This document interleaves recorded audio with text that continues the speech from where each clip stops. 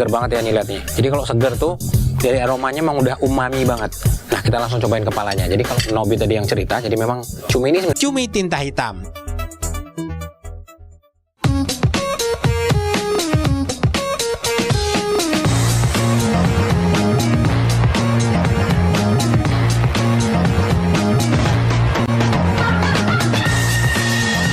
Halo Nobi. Oh, iya, bentar ya. Aku lagi ini dulu. Bentar, aku lagi cari posisi yang pas dulu. Ya. Nah ini barangnya udah nyampe nih, makanannya udah nyampe. Nah ini mantep ya. Terima kasih ya udah nyampe. Tapi ada.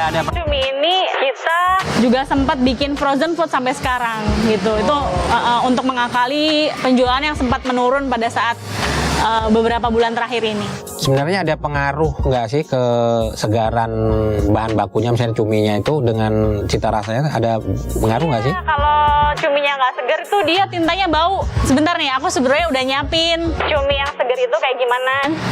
Nah, ini dia. Kelihatan nggak, Mas Benu? Iya. Nah, nih ya, aku mau tunjukin nih. Jadi kalau ciri-ciri cumi yang segar, ini bisa dilihat ya.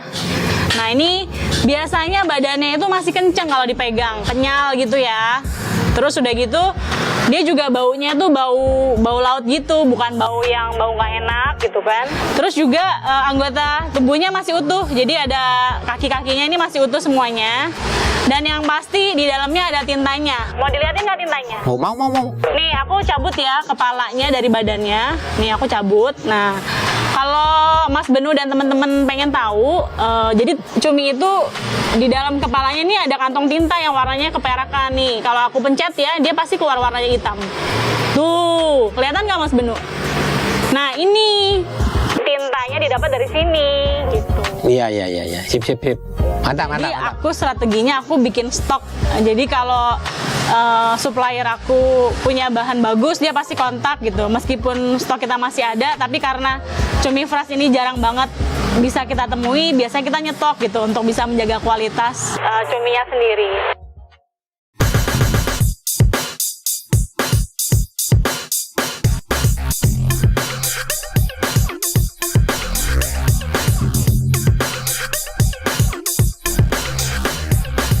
Kita udah lihat ini ya, ini cuminya Masya Allah seger banget ya nih lihatnya. Jadi kalau seger tuh dari aromanya memang udah umami banget. Nah kita langsung cobain kepalanya. Jadi kalau Nobi tadi yang cerita, jadi memang cumi ini sebenarnya ada beberapa jenis ya. Jadi ada yang aroma tintanya yang warna tinta yang gelap banget. Ini yang pilihan gelap banget, ada yang agak lebih light ya, lebih terang gitu. Tapi Nobi memilih yang lebih gelap, katanya akan lebih gurih dan umami nyebutnya sebenarnya.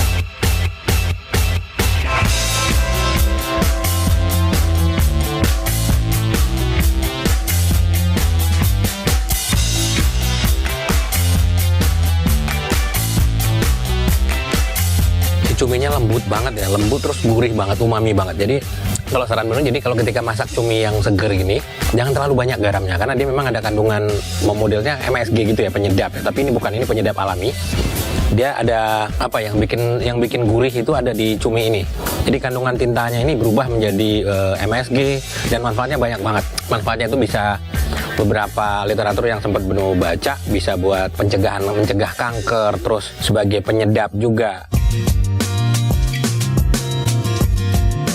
Kontrol suhu sangat krusial saat memasak cumi-cumi. Agar cumi-cumi lunak, masak dengan panas tinggi selama 2 hingga 4 menit. Jika lebih dari 4 menit, cumi-cumi akan alot dan harus dimasak selama 30 menit lebih untuk melunakkannya kembali.